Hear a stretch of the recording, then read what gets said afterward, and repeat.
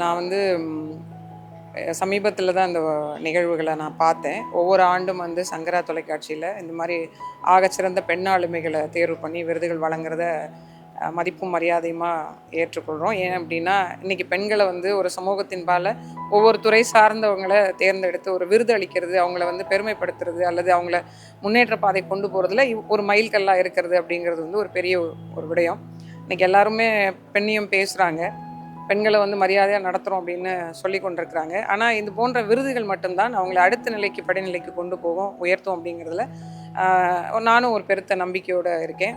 So இந்த முறை வந்து இந்த நிகழ்வுக்கு அந்த பெண்களுக்கான ஒரு முன்னேற்றமாக இருக்கக்கூடிய இந்த ஒரு நிகழ்வை முன்னெடுக்கிறதுல அவங்களுக்கு நான் வாழ்த்துக்களையும் வணக்கங்களையும் சொல்கிறேன். இன்னொரு கொஸ்டின், பெண்கள் வந்து சமீபத்தில் வந்து நிறைய பேர் ஏதாவது பெண்ணா வந்து பேசினா ஒரு பயப்படுறாங்க, ரெஸ்ட்ரிக்ஷன் இருக்கு உங்களுக்கு. ஸோ அது என்ன சொல்ல விரும்புறீங்க? நீங்கள் பயப்படாதீங்க, லைக் என்னென்ன சொல்லலாம், சுதந்திரம் கிடச்சிச்சு இந்தியாவுக்கு, பட் ஆனால் பெண்களுக்கு இன்னும் கிடைக்கலன்ற மாதிரி ஒரு ஸ்டேட்மெண்ட் இருக்குது. ஸோ அதை பற்றி இல்லை, பெண்களுக்கான சுதந்திரம் அப்படிங்கிறது வந்து இங்கே வந்து பரவலாக வந்து 2 முறையில் கையாளப்படுது. ஒரு சில பேர் சுதந்திரத்தை நாங்கள் கொடுக்குறோம் அப்படின்னு நினைக்கிறாங்க. சுதந்திரம் என்பது யாராலும் கொடுக்க முடியாது. அங்கேயே ஒரு பெரிய ஆதிக்கம் நிலவரதாக தான் அர்த்தம். சுதந்திரம்ங்கிறது எடுத்துக்கொள்ளப்படுறது தான்.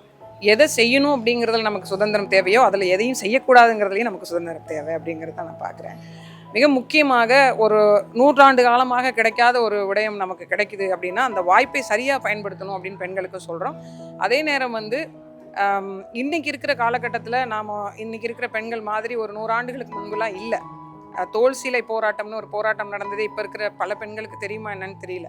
உடை அணியறதுக்கு கூட இங்கே போராடி தான் உடை அணியணும், நடந்து போகிற பாதையில் யார் நடக்கணும் யார் நடக்கக்கூடாதுன்ற அந்த தீண்டாமை இருந்த காலகட்டத்தை உடைச்சி இன்றைக்கி நாம் வந்து ஒரு நாகரிக வாழ்வு வாழ்கிறோன்னா அதற்கு நிறைய பேர் உயிர் நீத்திருக்கிறாங்க.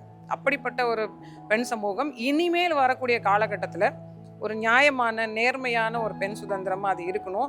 அதில் வந்து ஒட்டுமொத்தமாக எந்த பெண்களும் நல்லதை பேசுறதுக்கும் சரியானதை செய்யறதுக்கும் எதுக்கும் பயப்படாதீங்க அப்படின்னு நான் சொல்கிறேன். நன்றிங்க.